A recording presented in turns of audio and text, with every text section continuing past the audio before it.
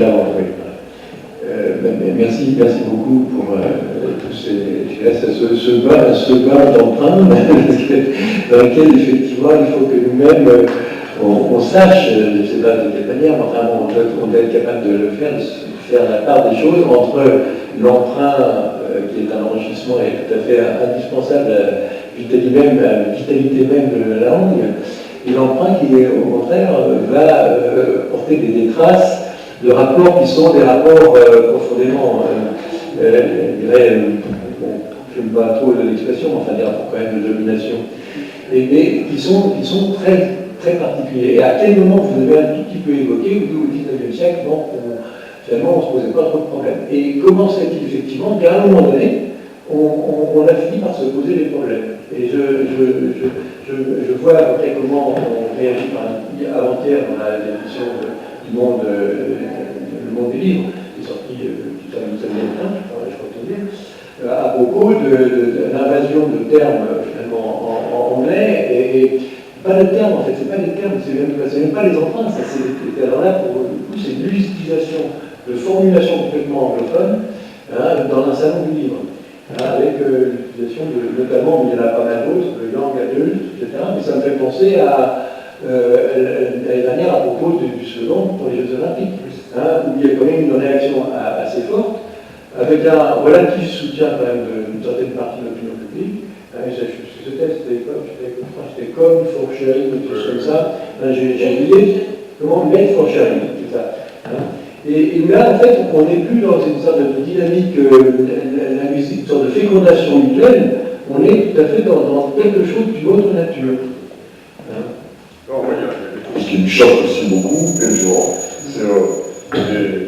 ce sont sur France Inter, très souvent maintenant, on nous passe 2-3 minutes d'un extrait de film en anglais. Alors, moi je ne comprends rien, enfin j'ai du mal. Alors évidemment, ça donne l'illusion d'un film fort, on n'a rien compris. Et je trouve que c'est un snobisme effrayant. Ça a dénoncé, c'est ce que font les institutions, les organisations. Est-ce qu'il y avait des questions dans la salle par rapport à cet exposé?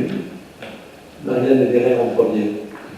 Oui, hier, une amie me racontait qu'elle avait participé à une séance de coaching avec un coach qui leur faisait faire de la gymnastique et qui avait dit voilà, maintenant vous allez vous mettre par terre et aplatir vos omoplates et je vais vous faire du wings. Alors aplatissez bien vos wings sur le plancher. Et il a continué à me parler que de wings à propos de l'omoplate. C'est quand même insupportable ce genre de choses. Oui, c'est absolument insupportable. Et ça relève évidemment d'une espèce de diaphore russe et de snobisme. Il fut un temps où on mettait des mots latins tous les 5 minutes, maintenant on met des mots anglais. Et je trouve que c'est un mépris pour ceux qui finalement parlent bien le français et ceux qui ne connaissent pas si bien ça l'anglais, et ça nous demande un effort. Bon, maintenant, il se ridiculise aussi, je pense, pour 80% des personnes. Donc le ridicule tue, j'espère qu'ils seront tués par leur propre ridicule. Alors, une chose est certaine, parfois, nous manque le mot. Le coach s'est tellement installé qu'on ne le sait plus. Et c'est là que le dictionnaire, et puis les revues comme Défense de la langue française sont extrêmement utiles, et le dictionnaire est récent, parce que quand on dit le petit Larousse, ici il est de 1970, il faut le changer. Petit Robert, c'est un peu la même chose. Et là, vous avez, alors les gens s'insurgent en disant, mais le mot coach y est. Et ça c'est normal, parce qu'il faut pouvoir le comprendre. Quand il y avait le mot flash mob, je ne sais pas ce que ça voulait dire, et puis comme j'avais une mobilette autrefois, je me suis dit, ça va être une réunion rapide de mobilettes. Donc, mais c'était pas ça, le flash mob. Donc j'étais content de trouver dans le dictionnaire la traduction de flash mob. Mais en même temps, c'est l'avantage du petit Robert et de l'Académie, encore davantage de l'Académie, comme c'est un dictionnaire en plusieurs volumes, mais parfois en retard, c'est logique, il donne toujours l'équivalent français, et on l'a. Donc le dictionnaire est aussi un bel outil. Bon, le fichier d'école en française de tous les sites, évidemment, et l'observatoire, aussi pour Et flash mob, ça veut dire quoi? Alors, flash mob, oui, vous voyez, alors je disais dans 20 minutes, flash mob à 14h35 à la Défense. Alors, je disais, qu'est-ce que ça peut être, flash mob? Flash mob sur le green, ça c'est encore mieux. Le flash mob, c'est rapidement une réunion de personnes. Mob, en anglais, veut dire le peuple, même la populace, c'est le peuple. Donc, flash, c'est... Alors, en anglais, vous voyez, l'anglais est très bon pour ça, parce que flash mob, les Anglais comprennent tout de suite. Population rapide. Bon, nous, non. Mais lui, traduit tout de suite. Assemblée rapide. Oui, c'est ça. Rapide, rencontre rapide. Speed date. Quick meeting. Merci pour l'exemple, je le retiens de lui. Alors, une question, peut-être deux.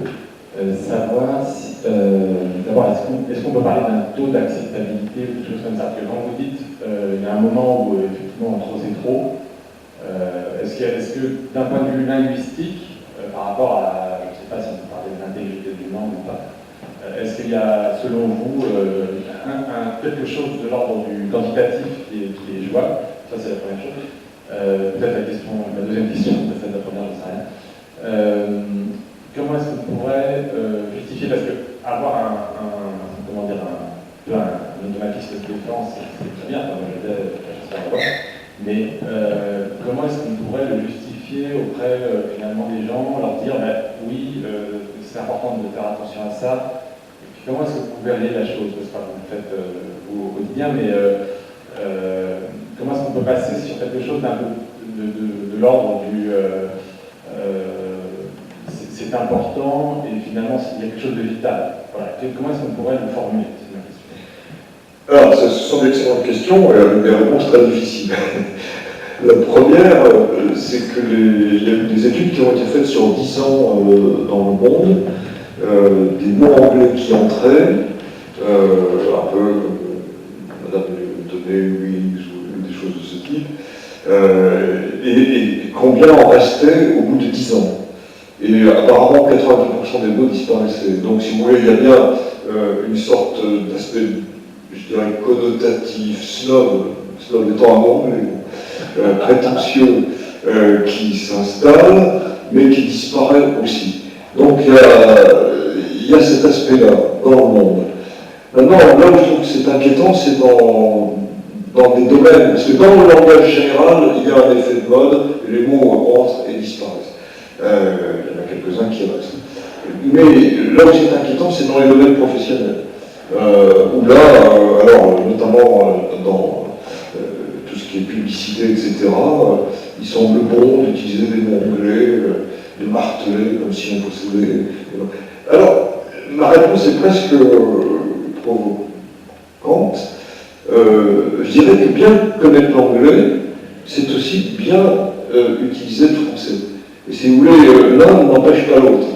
Je vois comment notre président de la République, je vois politique, mais peut utiliser un broutard, carabistouille, la poudre de perlimpinpin et d'autres mots. Alors je vois les journalistes, ils vont souvent poser la question, mais ces mots-là, on ne les entend plus, pourquoi des mots aussi rares? Bon, poudre de perlimpinpin, ça ne me paraît pas si rare. Et je me dis, non, il a raison d'utiliser des mots qui sont finalement, qui ont existé, qui sont utiles, et qui donnent un peu de panache.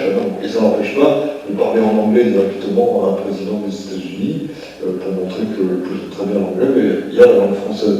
Donc je dirais que bien défendre sa langue, c'est connaître aussi d'autres langues, et la valoriser en rendant connaissance d'histoire, en la racontant, en montrant qu'on a nos racines latines et grecques qu'on peut très bien utiliser, en réutilisant des mots anciens. C'est pour ça que dans le livre, j'ai tout un chapitre, 2 chapitres sur les mots oubliés et anciens. Par exemple, quand on a eu besoin, alors je ne sais plus dans quel contexte précis, pour des appareils auditifs, on a relancé le mot accueillance. L'accueillance, il existait, on est allé le chercher. Donc, plus il y a, et il y en a en ce moment, plus il y a de livres qui rappellent les mots d'hier, plus on peut les utiliser.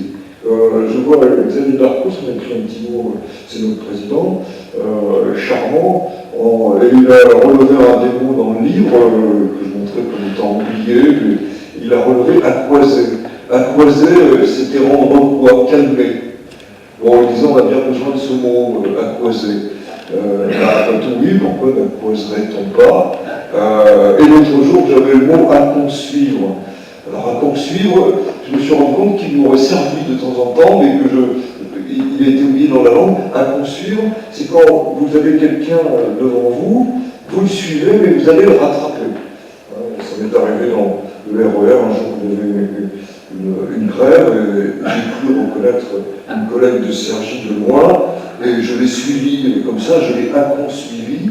Donc jusqu'au moment où je suis arrivé vers elle, et quand elle s'est retournée, elle était pas du tout servie.